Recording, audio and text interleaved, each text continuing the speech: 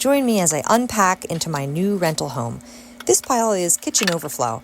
I filmed a long-form video that you can watch in my kitchen, setting it up and organizing it.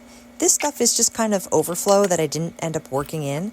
I'm removing what doesn't belong, and everything left over here is going to get worked into this little built-in bar. If you want to see my 60-minute setting up of the kitchen video, you can check it out on my YouTube. Also on my YouTube is a moving playlist where I prepped to move, packed, loaded a truck, and now I'm doing unpacking videos.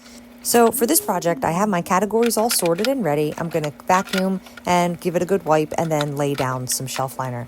The categories here are paper towels, jars and vases, and mostly just cat supplies. Our new kitchen has 4 built-in Lazy Susans, which we actually didn't care for as much.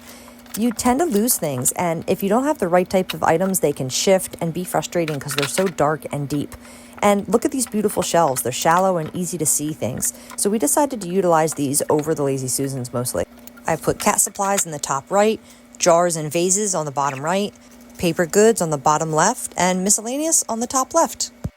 I put the box of party supplies in the basement, and now I'm all done, even with a little room to spare. Thank you for watching. Don't forget to like and subscribe, and you can find my YouTube at iOrganize. Happy organizing!